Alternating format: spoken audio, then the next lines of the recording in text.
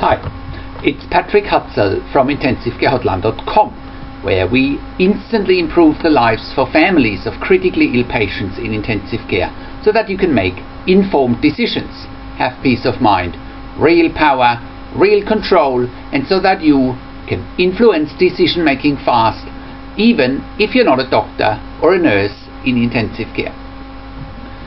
This is another episode of Your Questions Answered, and in last week's episode I answered another question from one of our readers, and the question last week was: my 57-year-old dad has been in intensive care with cardiomyopathy and pneumonia for 5 weeks. He's still in an induced coma and still doesn't have a tracheostomy. Help! And that was part 2 of that series of questions. You can check out the answer to last week's question by clicking on the link below this video. In this week's episode of Your Questions Answered, I want to answer another frequently asked question from our readers. And the question this week is: how long should one wait before stopping life support in intensive care on a critically ill patient? This is again one of those hot topic questions, and one of the questions that we get from our readers and clients very frequently. And it's one of the most important questions you, as a family member or as a friend of a critically ill patient in intensive care, should be asking yourself, especially if you think that your critically ill loved one may be approaching their end of life. But first, let's go one step back and let's look at situations where discussions around stopping life support in intensive care may come up in the first place. Many situations in intensive care, many conditions in intensive care are life-threatening. There is no question around that. Especially if your critically ill loved one is in one of the following challenging, difficult, and often heartbreaking situations, where they're either very unstable and in a very critical condition, or they are in a life-threatening situation, or they're not waking up after an induced coma, or they're in intensive care for long-term treatments and long-term stays, including long-term ventilation, or they're having a severe or traumatic head or brain injury, or they're threatened with an NFR, not for resuscitation, or DNR, do not resuscitate order, or they're in a situation where the intensive care team suggests that a withdrawal of treatment or a limitation of treatment might be, quote unquote, in the best interest for your critically ill loved one, or they are in fact approaching their end of life in intensive care. During those situations that I just mentioned, there may well be a point when the discussions around when and if to stop life support come up. The very first question you and your family may want to ask yourself when it comes to discussions stipulated by the intensive care team around stopping life support is whether your critically ill loved one is in a real or in a perceived end-of-life situation. You may want to know what's the difference, and you might want to check out an article and a video I did about the difference between real and perceived end-of-life situations when your loved one is critically ill in intensive care. Check out that blog post and the video in the written version below this blog, where I put a link to it.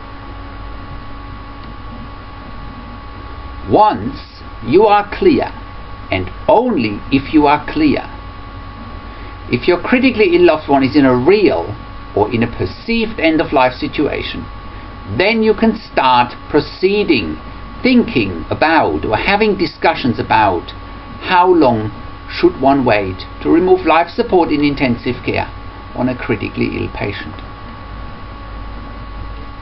Now, when it comes to discussions around end of life in intensive care, when it comes to discussions around when is the right time to remove or stop life support, it's rather obvious that the vast majority of critically ill patients in intensive care are in perceived and not real end-of-life situations.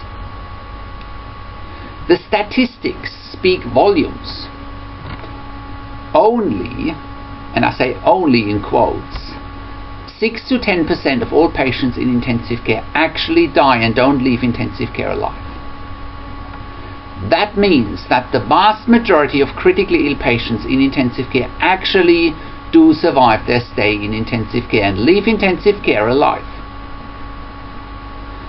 And that's certainly my experience after having worked in intensive care for nearly 20 years and after having worked with thousands of critically ill patients and their families in an intensive care environment in 3 different countries, where I have also worked as a nurse unit manager for over 5 years. And that's certainly also been my experience when I counsel and consult families in intensive care here at intensivecarehotline.com, that the vast majority of critically ill patients is surviving their stay in intensive care and is leaving intensive care alive. And yet, we have so many families of critically ill patients in intensive care come to us here at intensivecarehotline.com in really difficult situations, where they come to us and they tell us things like, the doctors in intensive care have asked us to agree to stop life support on my mother, my father, my husband, my wife, my brother, my sister, son, daughter, you can name them. Or they tell us things like, the doctors in intensive care have asked us to agree to do the unthinkable. Or they say things like, the doctors in intensive care have asked us to agree to kill my mother, father, husband, wife, brother, sister, and the list goes on. And this is where the rubber, those statements are really clear statements in terms of what families of critically ill patients in intensive care want, and also what they simply don't want. What's happening in reality and from a clinical perspective is not conveyed by the intensive care team, because intensive care teams tend to be negative. Another statement or observation we make quite frequently from families in intensive care here at intensivecarehotline.com is that families in intensive care are telling us the intensive care doctors are very negative. And again, that's my experience too, that most doctors in intensive care are very negative. Let's dive a little bit deeper here and look. So let's dive a little bit deeper here and look at why doctors in intensive care are so negative.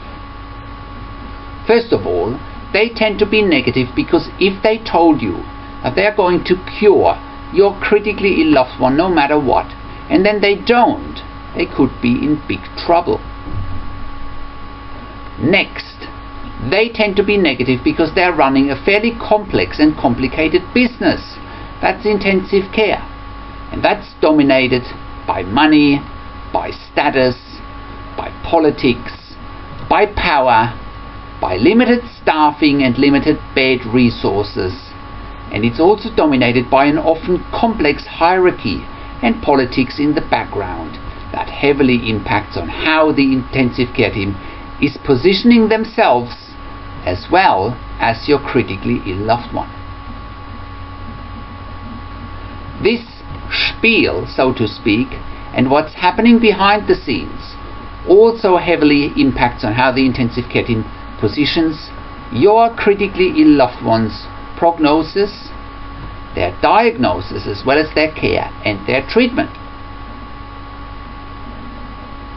And again, 99% of the families of critically ill patients in intensive care make no informed decisions. They have no peace of mind, no control, no power, and simply no influence whatsoever. 99% of the families of critically ill patients in intensive care also have no idea how to, number one, enter discussions around the possibility to stop life support, and number two, position themselves and their critically ill loved one in or during those discussions so that they can get the outcomes and results that they want, need, and deserve. Therefore, the answer to our original question around how long should one wait before stopping life support in intensive care on a critically ill patient is therefore an answer that lies within yourself and not within the intensive care team. After all, intensive care units and intensive care teams are here to provide best treatment there is to get critically ill patients out of intensive care alive. Most families in intensive care report the opposite, and they come to us here at intensivecarehotline.com because they often can't believe what they see and witness with their very eyes. They simply can't believe that people who call themselves doctors would ask them to agree to stop life support on their mother, father, sister, brother, son, daughter, grandfather, grandmother, and the list goes on. This all just doesn't make any sense. What's even more startling for most families in intensive care is that they observe the intensive care team telling them that it wouldn't be in their critically ill loved one's best interest to continue treatment or continue life support because they wouldn't have any quality of life in the future. Now, quality of life is a term that's being misused in intensive care, and by intensive care doctors in particular. They have misused this term for their own good, to get what they want, and to only treat patients that are of high interest to intensive care units. The reality and the fact of the matter is that quality of life is something that's being measured on an individual level and not at an intensive care level. The reality and the fact of the matter is that only your critically ill loved one or you as a family need to decide what's an acceptable quality of life. Therefore, you need to stop being intimidated by the perceived power and the perceived authority of the intensive care team, and you need to start making your own decisions. You may also want to consider things like continuing life support at home with services like intensive care at home, where long-term intensive care patients can be safely looked after by dedicated intensive care staff in your own home. The emphasis is on keeping the patient alive as long as there's hope for recovery, with a quality of life that is acceptable for you and your family and for your critically ill loved one, of course. And even if there isn't hope for a full recovery, you may still want to keep your critically ill loved one alive because they wish to be alive and be surrounded by their family. Again, if that's the case, have a look at services like intensive care at home. They can provide a genuine alternative to a long-term stay in intensive care. Therefore, whatever the positioning of the intensive care team in relation to when they think it's appropriate to stop life support, don't worry too much about it, because it's all part of the intensive care team's hidden agenda, because you and your family simply have no idea about what's happening behind the scenes in intensive care. Instead, make it your agenda when you or your family think it's appropriate to stop life support or to continue treatment. Do so by doing your own research, by asking the right questions, and by simply not being intimidated by the intensive care team. 99% of the families of critically ill patients in intensive care are intimidated by the intensive care team, and they make no informed decisions. They have no peace of mind, no control, no power, and no influence. Don't be part of the 99%, but be part of the 1% who actually make informed decisions, have peace of mind, control, power, and influence, because then the answer to how long should one wait before stopping life support in intensive care on a critically ill patient is an answer you will find within yourself and within your own power, rather than trying to find the answer from an intensive care team that's trying to push their hidden agenda on to you. So, how can you become the best advocate for your critically ill loved one, make informed decisions, get peace of mind, control power and influence quickly whilst your loved one is critically ill in intensive care? You get to that all-important feeling of making informed decisions, get peace of mind, control power and influence when you download your free instant impact report now by entering your email below.